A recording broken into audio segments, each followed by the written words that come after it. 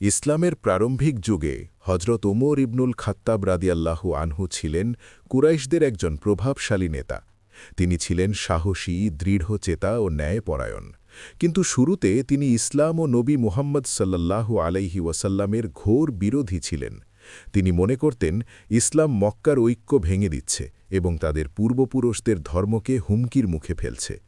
একদিন প্রচণ্ড রাগে উত্তেজিত হয়ে উমর রাদিয়াল্লাহু আনহু সিদ্ধান্ত নিলেন তিনি নিজ হাতে নবী মুহাম্মদ সাল্লাল্লাহু আলাইহি ওয়াসাল্লামকে হত্যা করবেন। তরবারি হাতে তিনি সেই উদ্দেশ্যেই রওনা হলেন। পথে এক ব্যক্তির সঙ্গে তার দেখা হয়। সে জানতে পেরে অবাক হয়ে বলল, উমর, আগে নিজের ঘর সামলাও, তোমার বোন ও দুলাভাই ইসলাম গ্রহণ করেছে। এই কথা শুনে ওমর রাদিয়াল্লাহু আনহু প্রচণ্ড ক্রোধে বোনের বাড়ির দিকে ছুটে গেলেন। সেখানে পৌঁছে তিনি কুরআনের তেলাওয়াতের শব্দ শুনতে পেলেন। তিনি ভেতরে ঢুকে দুলাভাইকে আঘাত করলেন।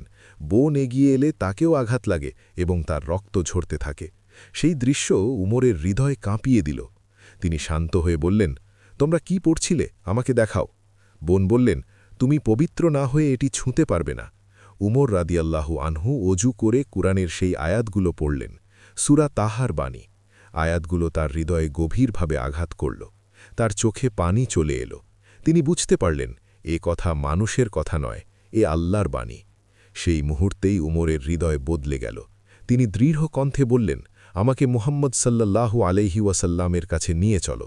তিনি দারুল আরকামে পৌঁছালেন, যেখানে নবী সাল্লাল্লাহু আলাইহি ওয়াসাল্লাম ও সাহাবাগণ অবস্থান করছিলেন।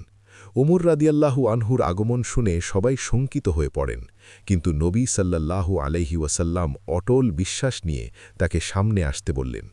উমর রাদিয়াল্লাহু আনহু বললেন, হে মোহাম্মদ, আমি সাক্ষ্য দিচ্ছি আল্লাহ ছাড়া কোনো উপাস্য নেই এবং আপনি আল্লাহর রাসূল। এই ঘোষণায় আকাশ বাতাস কেঁপে উঠল। সাহাবারা আনন্দে তাকবীর ধ্বনি দিলেন। উমর রাদিয়াল্লাহু আনহুর ইসলাম গ্রহণ ইসলামের ইতিহাসে এক গুরুত্বপূর্ণ মোড় এনে দেয়। তার সাহস ও দৃঢ়তার কারণে মুসলমানরা প্রকাশ্যে ইবাদত করার শক্তি পেলেন। তিনি সত্যি হলেন ইসলামের এক অটল স্তম্ভ, আল ফারুক, যিনি সত্য ও মিথ্যার মাঝে স্পষ্ট পার্থক্য করে দিলেন।